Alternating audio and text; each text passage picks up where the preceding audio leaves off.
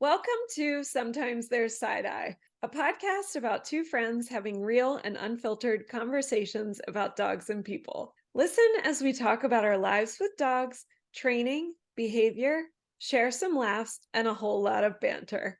I'm Heather. And I'm Christy. This episode is part of our sports series. If you haven't gone back and listened, we encourage you to start with episode 37 to get an introduction to dog sports. All right, Heather, what are we talking about this week?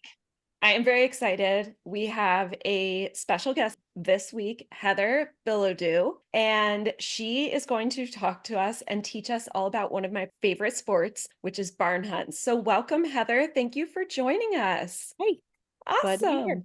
Yay! So, Heather, when we get started, we just like to ask our guests what dogs you live with and what your favorite thing about them is. Would you mind sharing that with us? Okay. I have two Belgian Tervuren. Finn is my 8-year-old male. His registered name is Vivant Elise Infinite Blessings. He goes by Finn. He is my first dog ever. There's a lot. What? Yes. I fostered dogs for a while, but I'd never had one of my own until I got Finn. Wow.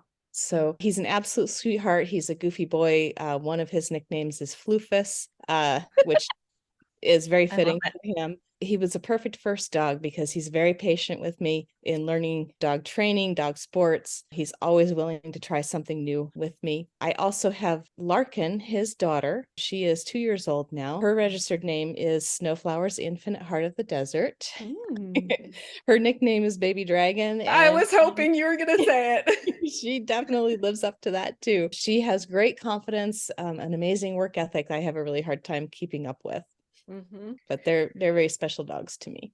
Do you mind just giving a short little bit about the breed in case people don't know what a Belgian Tervuren is? Yeah, Tervuren are one of the 4 Belgian breeds, and they are the black and mahogany long-haired version of a Malinois. So most people know a Malinois police dog. Tervs are the long-haired version of those. The two others, the Groenendael is a black long-haired version, and a Laekenois is the tan curly-haired version. In America, these are all individual breeds. In Europe, they're all one breed together. But Tervs can do anything. I say they can do any sport and look great doing it because they're gorgeous dogs. I fell in love with their look first, and then when I found out what all they can do, that's really got me into it. And that was my goal dog, my bucket list dog, if you will. They do everything from search and rescue, obedience, bite sports, even agility, barn hunt, scent work, everything. They can do it all. If I was going to choose a long-haired dog or a shepherd, a Terv would be it. Yeah. But can you also imagine the equivalent of a Belgian Malinois being your first dog? Okay, if you would like to know about Finn, he is essentially as perfect as Tiago, which Heather and I have discussed. And so that gives you an insight how absolutely wonderful this dog is. And I had no idea he was your first dog. How incredible. And what a legacy that poor Larkin has. I know. Yes. Yeah. I look at her sometimes and I'm like, oh yeah, you got that from your dad. Oh my goodness, you are not your father's daughter. Varies between that daily. But the saving thing about Tervs is they are not quite as intense as the Mals. The show breeds, the show lines especially, they have an off switch. Malinois tend to not have that off switch. So now, if you saw Finn do barn hunt, the intensity is certainly there. He most definitely is. So can you kind of tell us in layman's terms a little bit about barn hunt and what the sport looks like? Okay. So like a lot of the modern day dog sports, barn hunt is based on jobs that used to be done by dogs bred for their natural abilities. Cats are great hunters, but rats are bigger. So their size, the jaw strength of dogs, and the tenacity earned them the task of clearing barns, food storage buildings, things like that from the rats. There's still that need actually for dogs to do that kind of work. Just ask people in New York, because that was all in the news recently, hiring dogs to clear the rats from the streets. Jack Russell Terriers pop into my mind immediately. Exactly. But for the majority of our sport and pet dogs, they don't have an outlet for that natural ability that's in the breeds. So Barn Hunt started in 2012. Founder Robin Nuttall acquired a min pin named Zipper. And in researching what his breed was developed to do, she found out that there weren't many sport opportunities to give him that ratting job. So she developed Barn Hunt for that. She wanted the sport to challenge dogs to use their natural scenting and hunting abilities in a controlled environment that doesn't hurt the rats. They're considered our partners in the sport, so we're very protective of our rats. She used course designs for different levels of straw bales and tunnels to mimic what the dogs might do decades ago in clearing a barn. So she also added scent discrimination, where our dogs in Barn Hunt have to find a rat tube and leave litters and empty tubes alone. So got that kind of a challenge. In 2018, there was a book published, and it's called Barn Hunt, A Game of Hide and Seek for Dogs, written by Ava Fowler-Raska and Deb Eldridge. I didn't know that existed. Yes, they are both turf people too, actually. So, Oh. and this is a great resource for everything about the sport, the history, rules, training tips, pictures, wonderful pictures and course designs, all about the rats and keeping them and all that stuff too. It is a little out of date now because rules have changed. They do change periodically, but I am told that an updated edition is coming out. Of course, my favorite part of this book, this is Finn on the cover. That's Finn on the cover of the book. That is Finn. Yes. It was a total surprise. Get out of town. That the photographer, Gloria at Go Dog Photo, who is an awesome photographer. We love Gloria. She submitted the picture and Ava and Deb selected it. And because they're turf people, I was really, really flattered to find that my turf was the one on the cover. So. Oh my gosh. We're going to have to link that book in the show notes for sure. Yep. That's amazing. Because you talked about the rats are a partner, if you could just kind of quickly explain how the sport protects the rats when the dogs are hunting them, because I don't think a lot of people know that. No, they don't. They assume that we catch and kill the rats. And it is not the case. The rats have to be in a PVC tube that's ventilated. So they have a grate at the back and holes down the length of the tube, so they have plenty of air. They have a little bit of bedding in with them so that they're padded. They have something to dig in and nest in. The tubes have to be held level whenever they're being in transport, so they're not given a wild ride. Dogs and handlers can be disqualified if they are manhandling the tubes. If the dog is harassing the tube, dogs are not allowed to pick up and carry the tubes. And if a tube is falling from a bale, you have to call it. Even if you don't think it's a rat, you have to call it so that you can catch it, because you're not allowed to touch any part of the course. So we do protect our rats. There's limits on how many times they can be used during a trial, keeping them cool, and their comfort is very well looked after. So they cannot be in the sun, even on the course, they cannot be in the sun. And that grate has to be not so covered that they can't get air. Yeah. So we protect them very well. Because on the course you do have straw and we have hay bales, and the loose straw is used to not conceal, but like cover the tubes, but it's camouflage it so that the dog has more of a challenge in their hunt. But it's really like loosely covering. We actually call it fluff. So go fluff the tubes means cover the tubes. And like you said, that you have to be careful that the rat is still getting the proper ventilation. And you did mention litter tubes as part of the discrimination. So that essentially means we have a tube that just has the bedding in it. So it smells like the rat, but the dog has to tell the difference between, is it actually the rat tube or is it a tube that just smells like the rat? Yep. Yes. The litter has to be used, and there's actually requirements on how used and all that stuff too as well. So there are rules that cover every single portion of the sport and the people involved, the rats, the dogs, everything. Yeah. So the rules for the sport, basically any breed of dog or mix over 6 months old, except for wolves and wolf hybrids, can compete in the sport. This is one of the few sports where bitches in season can compete as well. They just have to wear breeches. Deaf dogs, even dogs with limited or partial vision, can compete. Dogs with physical disabilities, such as missing limbs, can also compete. It's one of their few sports that they can do. As long as the judge feels that the dog is not in pain and they can get on and off bales easily, then they can compete. For the handlers, there's no minimum age. Kids can do this. This is a good way to get them into sports as well. As long as the handler can control the dog, they can compete in barn hunt. Physical limitations for handlers can be accommodated. I think we've seen people with canes on crutches, a scooter. I was gonna say there's someone who competed at nationals in on a scooter, right? Yeah. Yeah. It can all be accommodated. You can use an assistant to bring the dog in if you can't physically control the dog that way as well. So it's a very open sport to really just anything that Really anybody inclusive. type of dog. Yeah. Yeah.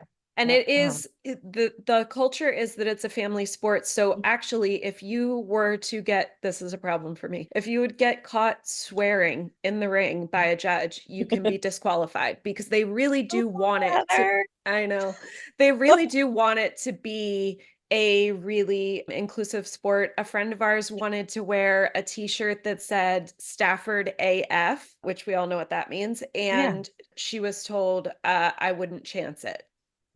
Just because the implication, everyone knows what it means. So it really is. I agree. It's very inclusive. We've seen young kids doing it, which is always so much fun. And I love that it really is a sport where anybody can do it. And even dogs with disabilities can do it. Yep. Yeah. So there's 5 different levels in barn hunt, starting with instinct and going up through master. These increase the skill challenges at each level based on the difficulty of the course or the height and how many bales are in it, and the size and shape of the tunnel, how many rat tubes and litter or empty tubes are in there, and how long you have to find the rats too. Basic rules for the dogs: they run naked, not the people. The dogs run naked. No collars or harnesses, or decorative clothing of any kind. They can't, aside from the bitches' breeches, they can't wear t-shirts or tutus or anything like that. So nothing that can get caught on stuff in the ring. They can't pee or poop in the ring. Obviously, that's a disqualifier. And like we said before, they can't harass the tubes, can't pick them up or carry them. They also should not be harassing the judge or the wranglers in the ring either. They have to respect people, leave them alone. Basic rules for handlers, the most essential ones: you cannot touch anything in the ring, including your dog, until you call rat. Can't carry your leash. It has to be left at the start box. Handling the rat tubes with respect, not allowing the dog to abuse the rats. The big one: you can touch your dog after they have found a rat and you've called it successfully. That's part of the praise and the reward for the dog for finding the rat. Yeah, and the cussing part, it's harder for some of us than others.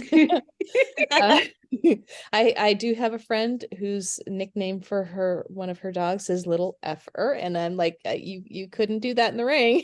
You couldn't talk to your dog in the ring. Yeah. My last dog, I would always say, "Who's a shitty puppy?" And she'd like wiggle around. Yep. Yeah, we won't, So I could not praise her that way. Yeah.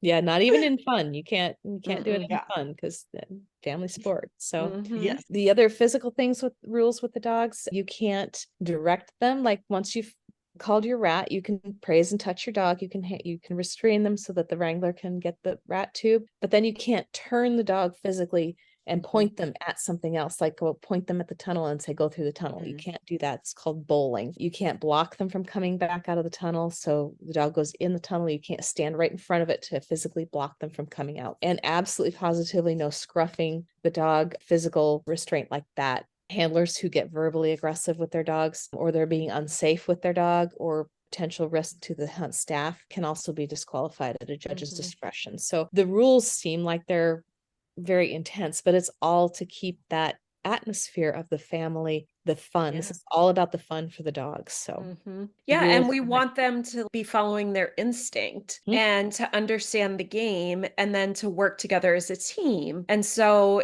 all the rules are also meant to support that.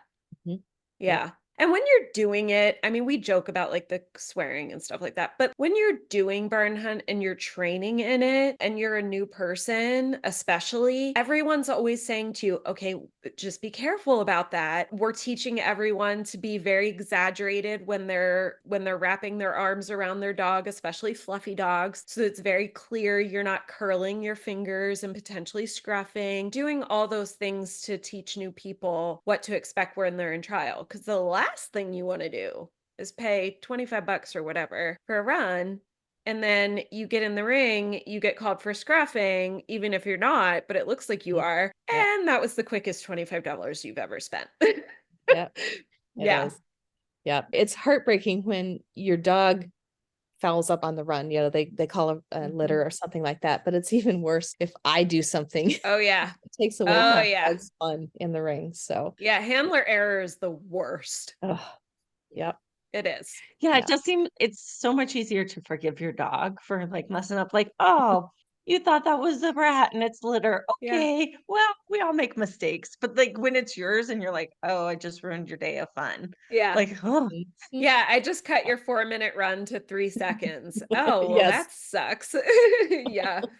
Yeah. Do you want to kind of run through the levels, just maybe explain what it takes to get a qualifying run in novice and then what it takes to get a qualifying run in master so we can see how much more advanced it becomes? So starting with instinct, it is the Well, simplest true. level. And you don't have to get the instinct title to move up. In fact, Finn skipped instinct altogether. The dog only has to indicate which of 3 tubes that are sitting in front of him is the rat. Doesn't have to go through a tunnel, doesn't have to do a climb. He's got 1 minute to say, oh, that one on the left is the rat. Very simple. It's not even covered. It's right. very, yeah. Right. They're not covered, they're not hidden. oh, So they don't move. That's all. Yeah. And they only have to qualify once and that's Yep. their title. That's the title. Yeah. For the rest of the levels, there's different numbers of rats. Novice dogs have to find 1 rat within 2 minutes on the course, as well as tunnel and climb. Open dogs have 2 rats with 2.5 minutes. Senior dogs have 4 rats and 3.5 minutes. And master dogs have anywhere from 1 to 5 rats and 4.5 minutes. The tunnel also starts to change between novice and senior. So that skill level increases in the levels. There also might be more than 1 tunnel on the course, but the judge will identify which is the official tunnel, and that's the one you have to go through. And the judges get to make their own courses. There's definitely been times where like, I really like this judge's courses. You know, some people have really creative ideas, which is really fun. Yes. Once you get to master too, that tunnel can be elevated. And I wish more judges did that we've only experienced it once. I don't think I've ever seen an elevated tunnel. Yeah. It's fun. Wow, that's neat. Yeah, because the rules, there's enough of a landing pad on either side. The dog doesn't have to jump into the tunnel, but it's up and it's a different view for them. So it's a challenge. That's interesting. So the other changes in between the levels from novice to senior, the course also increases in the maximum height from 1 bale in novice to up to 3 in senior. Master level follows a lot of the same senior rules, but they can just have more. So in senior, you might have 1 set of bales that's up to a 3, but in master, you might have 3 that are up to 3 levels. So that's the different thing in masters. The other difference in master, aside from the handler not knowing how many total rats you're going to have, you've got 1 to 5 rats, but you have to know when your dog is done hunting. So I might get 1 rat, the person in the blind with me, another person might get 3 rats or 5. It changes with each person who's in that blind. And we didn't talk about blinds before. That's where you wait for your turn. You cannot see the course. There's only 5. I think I've seen a maximum of 6, but I think the ideal number is 5. 5, yeah. People in the ring. Your dog has to behave in that blind as well. They can't be excessively disturbing other people. Tater. Blind rules. Yes, we all know the dogs. Tater used to, as he got older, have some barking issues in the blind. Right. And the last thing you want is for your dog to be the reason that it disturbs other dogs and handlers to prepare to take their run. Yeah. And you can have treats and toys in that blind to help distract your dog, help calm them while you're waiting for your turn. But sometimes just being in that confined space, because it's usually a 10 by 10 area under a canopy with 4 other dogs, can be intimidating for some. But Now, is the barking kind of the expectation that you wouldn't have a barking dog? Because I know in other sports, they don't care if their dog is barking and screeching the whole time. Whereas I know that always disturbed Lucy, Yeah. but it was encouraged in the sport. So I just had to put up with it. Is it expected that the dogs kind of sit quietly, or is it, oh, you're going to deal with other barking dogs? yeah, you will have barking dogs because they're excited for the sport and it is a high Sure. energy sport. So the expectation is for the dog to be under control. Okay. So barking is okay as long as it is not aggressive towards other dogs or just out of control, ridiculous barking. I was in a trial where we were indoors and it was a metal building with cement floors and the noise level was horrendous. Finn didn't really care. Larkin was a little upset by it. So Yeah. you learn where to go, what trials you can tolerate, what your dogs like and what they don't like. Finn absolutely knows the words next dog. And they know they can chain to him. Of course he I love that. does. Of course he does. He's And smart. like in the case with Trin, and I'm sure you did with this with Larkin and probably still do, knowing her, I work on behaviors in the blind at practice with Trin. And so that's part of training a new dog and working with your dog. And it's part of why going to practice is really important. Yes. Yeah. Yep. So to finish up on the master level, the Yeah. fun thing, well, my fun thing, my favorite part when judges do this, master level has distance challenges too. And Oh, I forget a bit about distance because I'll probably never make it to master. So tell us about that. they're really fun. So one of the rules is you cannot touch the bales or any part of the course. Well, when the judge creates a distance challenge, they block off a section of the ring completely with bales, or they might have a little space, but it's covered with a mat. So you can't cross that mat. And that gets people every time. I disqualified on a run because I went through a little space in the bales. And when I was coming out, I'm like, oh, what's that mat down there? Oops. Didn't even realize it was a distance challenge. So this area might be really big. It might be half the ring. It might be most of the ring, but you can't go in it until your dog finds a rat and you call the rat. Then you can go in the distance challenge, retrieve the rat. You have to get back out of it quickly. You can't stay there. Can't dawdle in there. Yeah, you can't linger. If you direct your dog and you are not on your way out of that distance challenge, you're stuck until the dog finds another rat somewhere else in the ring. This is where handler skill can come in. If you know you've got a dog that hunts independently very well, I don't worry about Finn at all with distance challenges because he's incredible. I'm only there to catch the rats. So I love it. I send him in, he does his hunting. I can go in and stay in it. If it's a big one, and I think there might be more than one rat in there, I can do that. But some people, their dog needs to be right there with them. So they do the distance challenges a little different. Yeah. Knowing when your dog is done hunting is the key. That's what I was going to ask. Yeah, is the key with masters as well, because you've got anywhere between 1 to 5 rats. You don't know how many there are. The judge knows, the wranglers know, and they'll say, when you find your first rat, that's rat 1, rat 2, rat 3, whatever you have to be able to know when your dog's done hunting and call clear.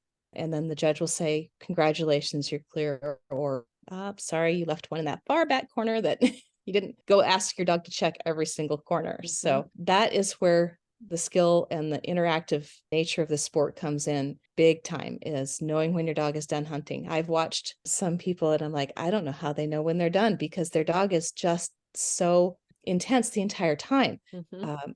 And again, I'm lucky with Finn because when he is done hunting, his energy level just drops. And he'll stand there and look at me like, are you going to call it, Mom? Because like, clearly I'm done here. Can you let everyone else know? Yeah, there's no more fun to be had. The titles on each level. We win money, right, Heather? Oh, yeah, right. Finn has made me rich. Yes. Those ribbons behind You me, guys are that's both all we get. millionaires. We are millionaires. Heck yeah.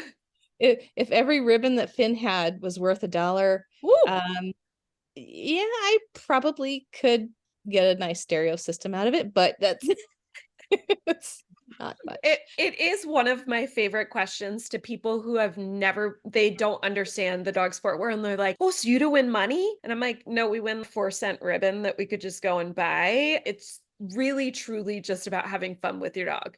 Yeah. Somebody asked me that one time and like, so you get money for this? And I just started laughing because it's Mhm. like, yeah, no We money, pay money. a lot We of pay fun. money. Yeah, a lot of fun. Yeah. So Instinct is one qualifying run, you get your title. Novice, Open, and Senior are 3 qualifying runs to get your title. And then you can either move up the level or you can stay in that level and go to a B, which is just staying in that level. Either the dog's not ready to move up or they're physically, you want to keep them in a lower level. For older dogs, things like that, they can stay in B. With Master, it's 5 qualifying runs, 10 more for your rat champion. And after that, it's an accumulation of Ratch X 2, 3, 4. Every 10 runs, you get another number on it. So that's how they do those. And where is Finn right now? Finn is a couple of runs away from his Ratch X 6. Wait, no, 12. Sorry. His Ratch X 12. It's hard to keep up with him. And I'll talk about Crazy Eights in a little bit, but he is almost to his Platinum 6 on Crazy. So he only needs like 220 points for that. Yeah. Yes, let's talk about Crazy Eights because that's Tater's. Of course, we keep talking about Tater, freaking Tater.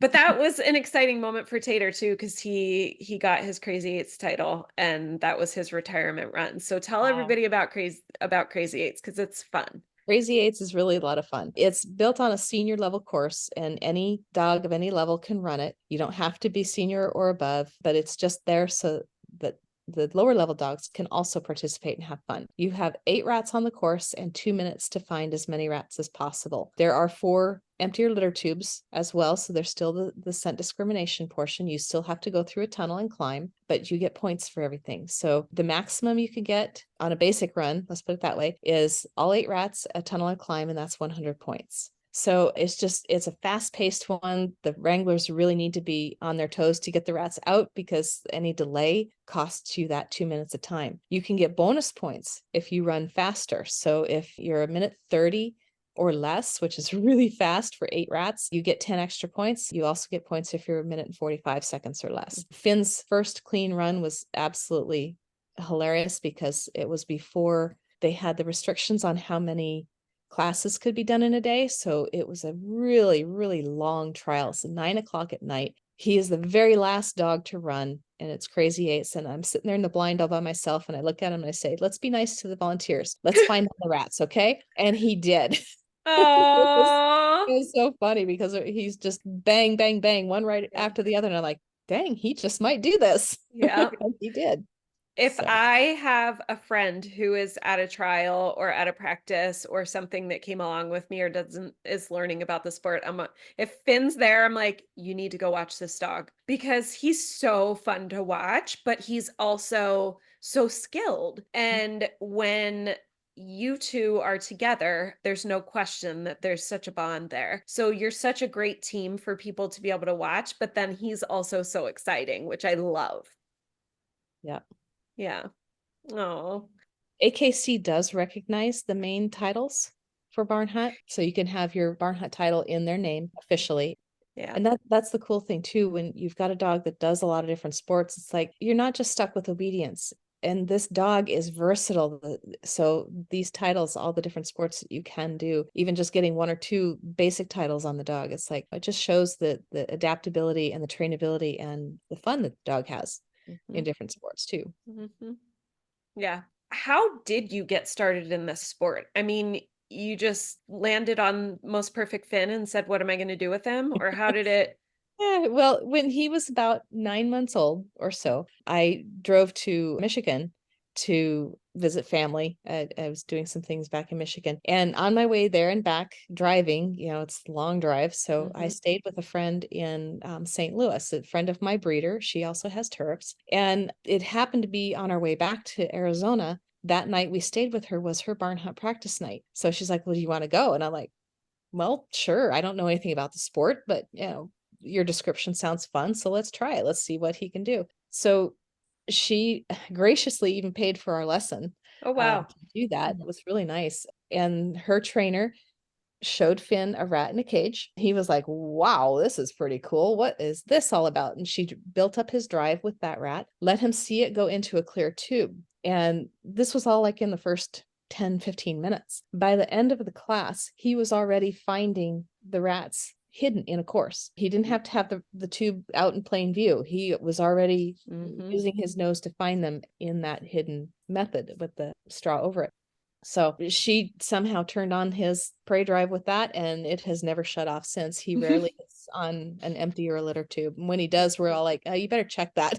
Yes, that's so true. If Finn So- goes on and hits on something, we're all like, is that really like Yeah. we need to check that. Someone made an error. It wasn't Finn.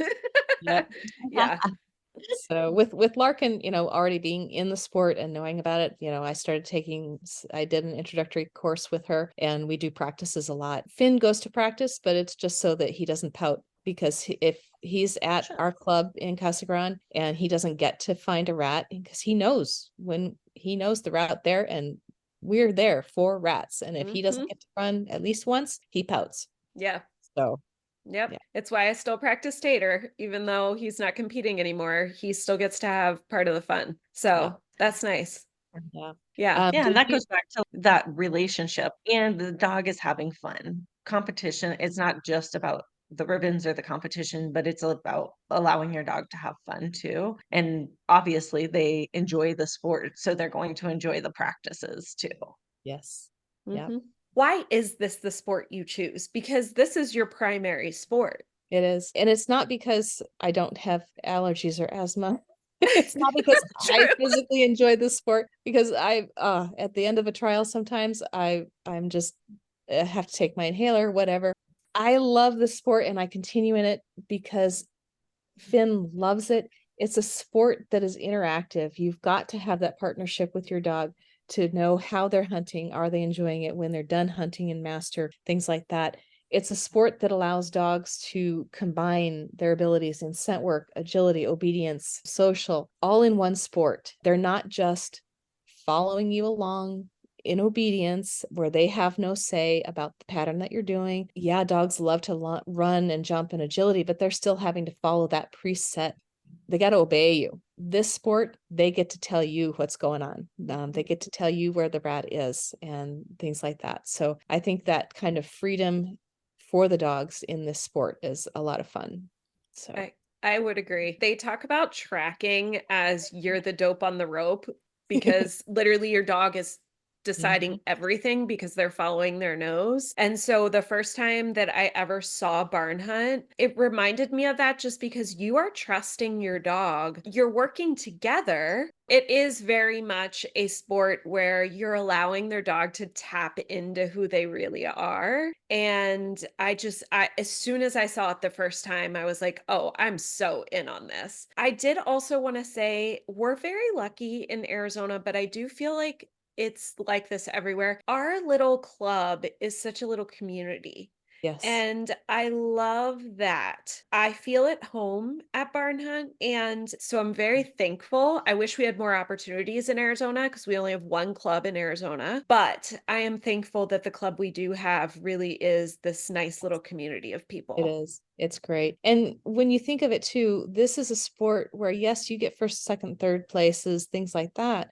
But it's really about bettering your relationship with your dog in hunting. And I don't get that competitive as much. Mhm.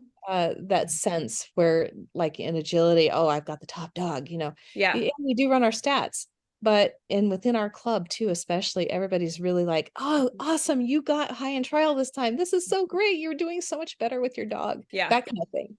Yeah. So that's what I really do like. I honestly feel barn hunt is a much more competitive friendly sport Mhm.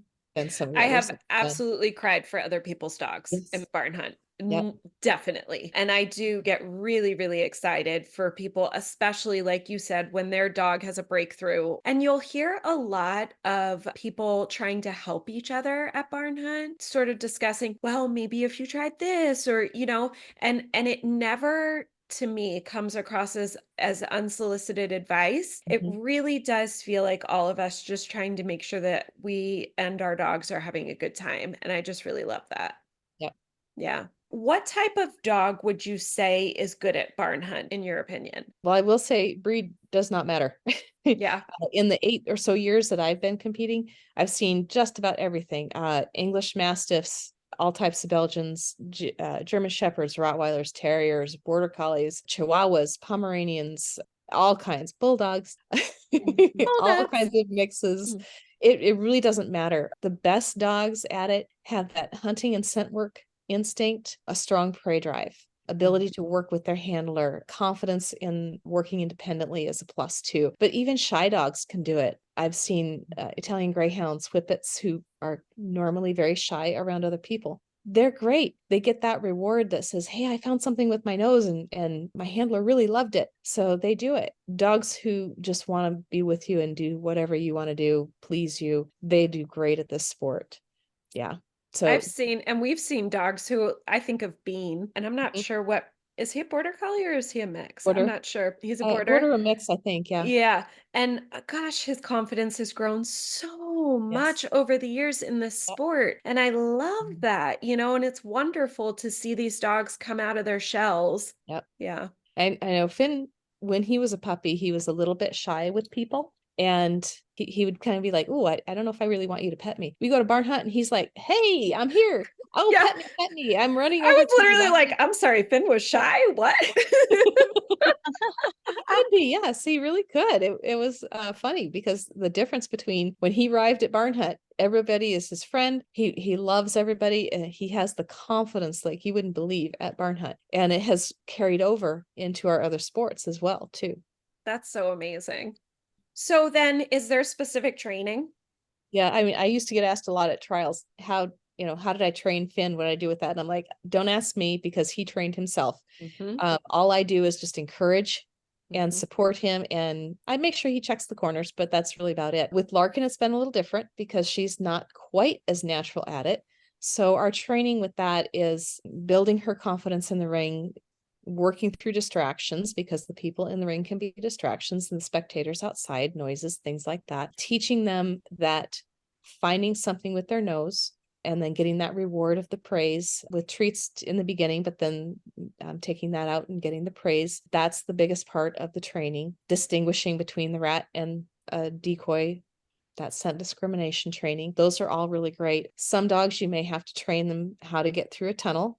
That is where practice comes in handy with that. You can set up tunnels at home with any kind of thing. That training is much easier than the scent discrimination with a rat, obviously, because not everybody has rats. But you can work on the basics of that kind of stuff without having a rat. So training for the alert, getting the praise for the alert, developing the alert, which is where we're really at with Larkin right now. She finds all the rats, but she just kind of, Walks on glances at by. them. Yeah, drives by, doesn't really tell me. So my training with her is to improve her alert. But it's not, aside from recognizing the rat scent, it really isn't specific training. Like with agility, you have to train them to go over jumps in the right way and learning the movements and stuff like that. You don't have to do all that. Building the teamwork, and that the scent discrimination really is the main portion of the training. I will say I try the rat hunt with my foster dog, Jackson, because we go to the park and there are groundhogs and he will spend 30 minutes sticking his nose in every hole, right? So I thought, oh, perfect. We get there, he decides the rat is his friend and he's very frustrated it won't play with him. He barks at it. He tries to get it out of the cage to play with it. As soon as it goes in the tube, he's like, oh, I have no friends. This is no longer fun for me. And he was 0% interested. He just peed in the ring a lot and then left. Mm.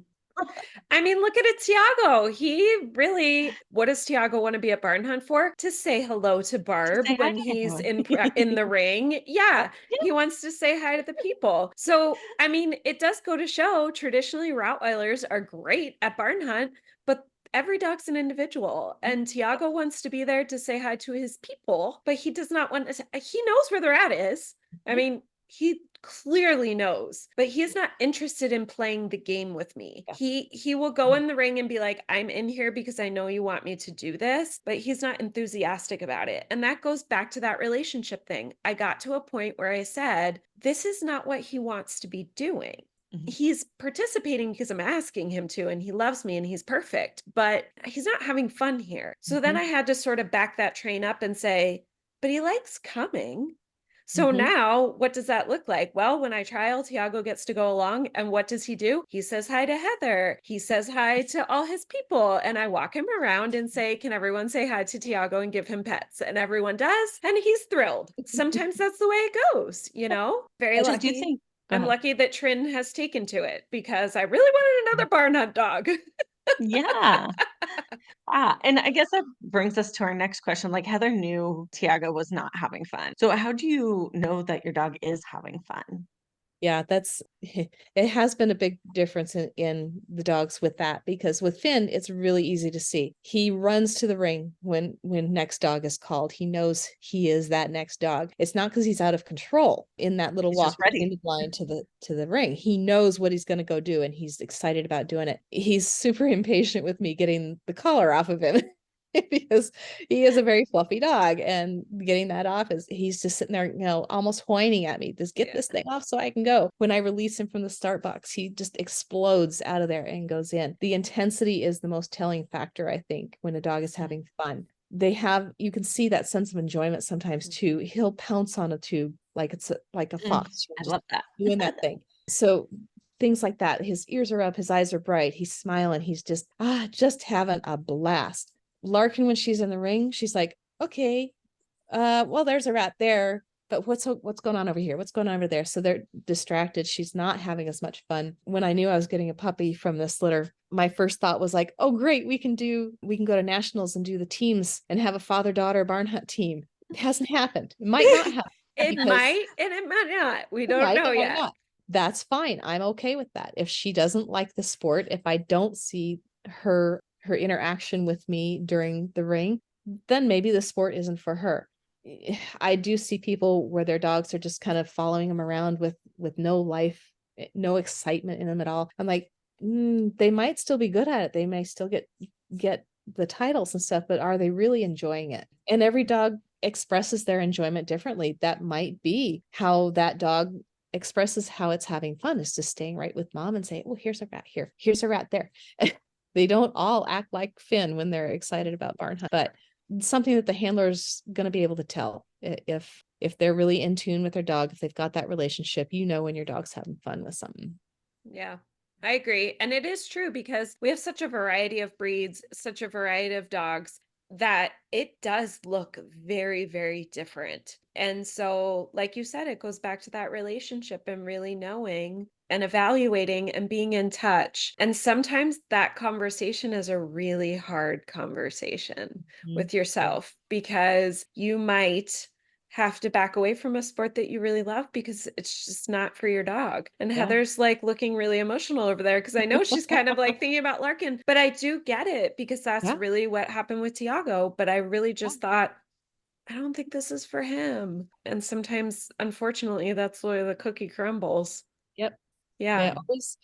I've always thought of it as you find the sport for your dog, not the dog for the sport.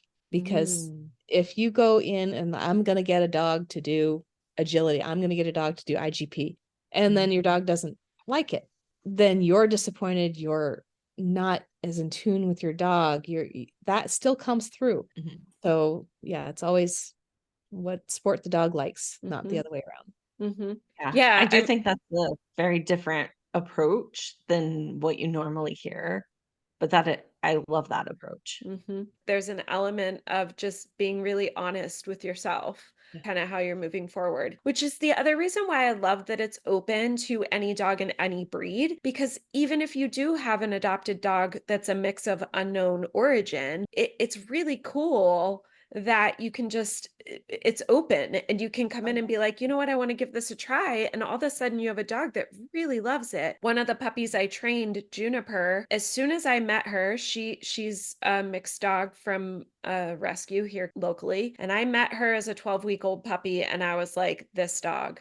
I mean, she immediately was that sport prospect, right? She's confident, she's interested, she's easy to train, she's smart as a whip. And I looked at her owners and said, uh, I know you know nothing about sports and this is your pet dog, but this dog is fantastic. And I would love to teach you about sports if you are open to learning about them. And now Juniper is competing and she's good. And these are people who had no idea, which is kind of why we wanted to do this, so that people can just open their eyes to different opportunities that they might be able to get out and have fun with their dog. That's Yeah. definitely no tie to a specific breed for this sport. What would you say is your favorite or most memorable moment since you've started Barn Hunt? And maybe one for Finn and one for Larkin. Well, Larkin really hasn't had one yet. I was afraid you were going to say that. Okay, TBD for Larkin. Yes, TD. I think when she gets her very first senior cue, because we've been at it for a year in senior Senior's now. really When she hard. gets her first one, I think that's going to be her memorable one. Mhm. Yeah, with Finn, I do have several that because he is just so much fun to watch. One I think was when I don't even remember what club we were at, but the judge had a huge stack of straw bales, and I looked at it and I said, I'm going to be running around this stack like crazy trying to keep up with Finn. And sure enough, I was. And he was on the top, kind of on the opposite side from where I was. And he paused and I'm like, oh, great. He's on a rat. So I'm coming around trying to get to him. And he's looking, he sees me. He says, watch this, Mom. And I swear that look on his face was just like, he pounced on it. Just everybody starts laughing. And it's like, oh my goodness. Yes, I have a clown for a dog. So this is a fun one, but a really truly special one for me was, I believe it was in 2018. All four of the Belgian breed clubs had their national specialty together at Purina Farms Oh, wow. called the Belgian Nation Celebration. It was great. And Oh, one of wow. the clubs did a barn hunt in conjunction with that. So of course we entered. He got a couple of high Belgian, high in trial things, which was really cool. But very special is that's where he got his Ratcheks. And because it was St. Louis, our friend who introduced us to the sport was also Oh. there, and the trainer Oh, who gave us our first lesson. that's So it was, fantastic. and his breeder was there too. So, it Oh was my just so special goodness. that we were all there and he got his rat checks. And so, yeah, that was, yeah, see, I get. Oh my god, you know what? I love that you get emotional because, like, Yeah, it conveys this whole thing and how beautiful it is and why it's Yeah. important and yep, all of that. What an incredible once in a lifetime memory. yeah, it really was. It was a great memory. So it was a great time. Yeah, I believe it. Oh, I love that. You saying about the judges too. It's not even just about the competitors in the community too, because we will have, like, we had judges here in the judges are from Texas that I have had in Arizona. And then when I went to Oklahoma, they saw Tater and they were like, hey, Tater, Yeah. because they were judging in Mhm. Oklahoma.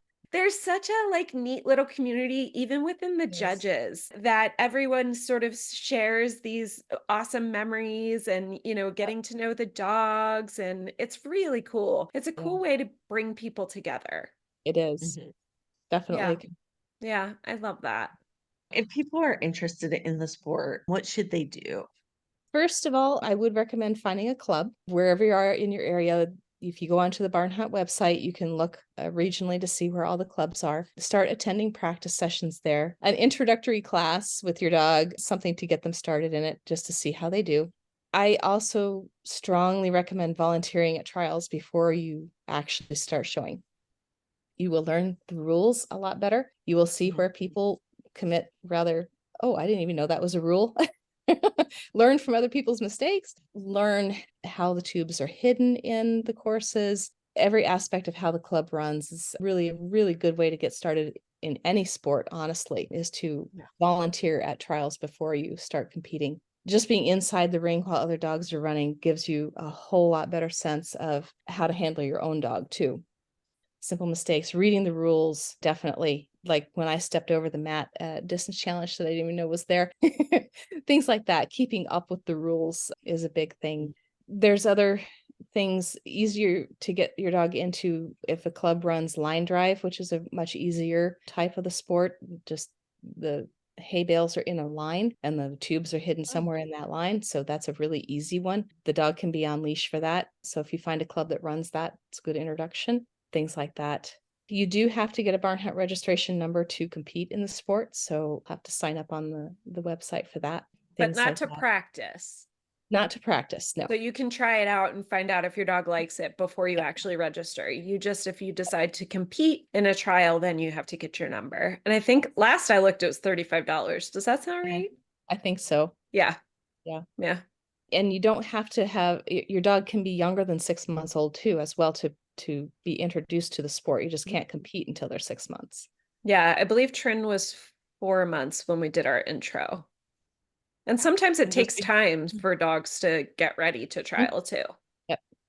Yeah. If you're in Arizona, I'm sorry, the only place is Casa Grande for you Yeah. to Yep. go to. And I do recommend that Victoria be your introductory coach. And there is a bit of a wait list to get into her. There Yeah. is. And I think I our tried 3 club, times. yeah. Our club has a good Facebook presence. Mm. So watching a club's Facebook to see when they've got the introductory courses and things like that, things, building that relationship with your dog beforehand too, helps get a leg up on that kind of thing with the sport. But just get involved with the club wherever you're at. Victoria is great at introducing new dogs to the sport. I happened to get a good one in St. Louis when I was there too. Give us your funny story and we're going to close with that because laughter And- is beautiful. Yeah, it's part of being aware of the rules and just being flexible. At a trial that I went to in New Mexico recently, I was running Larkin and there was a mix up in the blind. Somebody who was supposed to be in the blind didn't get there in time. And then she was trying to come in and the blind steward was kind of going, ah. And so we were trying to help and a bit rattled.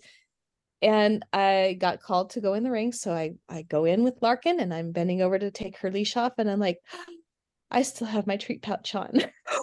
And you I was can't do supposed that to in a leave it. trial. You can't do that. I was supposed to leave it at the table outside the ring. And I'm like, okay, now what do I do? If I take it off now, the judge is going to see it and we're going to come in with no chance. We just have to walk right back out of the ring. So I'm like, well, I'll leave it on and we'll see what happens because she's probably not going to cue anyway. Mhm. Thinking, it was a little crazy. So we start our run and I kind of just kept my arms crossed a little bit, not really trying to hide it, but Yeah.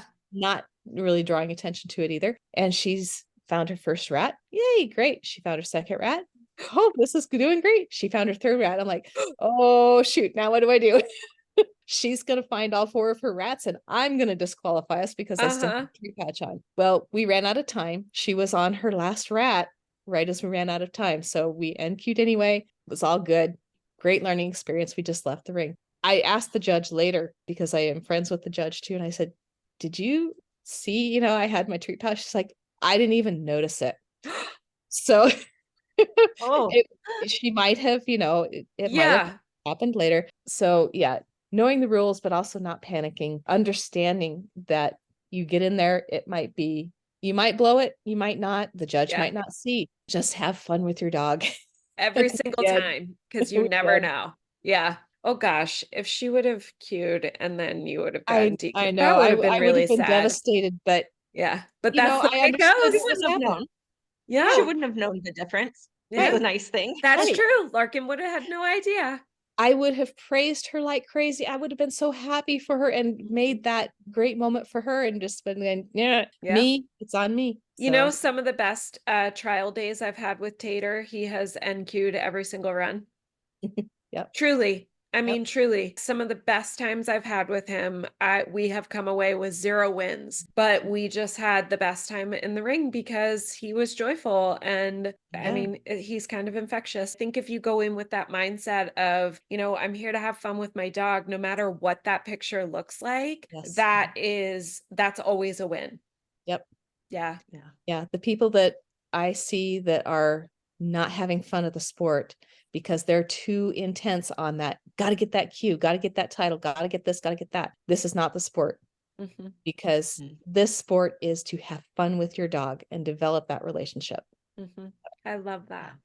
Thank you so much for joining us. Thanks for Thank you, having me. Heather. And thank you for teaching everyone about Barn Hunt. And we will link all of the information Book about Barn and Hunt and that book, yep. into the show description and share that with everybody for anybody who wants to learn. Great. Awesome. Thank you. It was so great to meet you. Nice to meet you. If you've enjoyed this episode, subscribe, rate, and share us wherever you get your podcasts. Also, come on over to Instagram and engage with us at Sometimes There's Side Eye. Thanks for listening, everybody. Talk to you next time. Bye.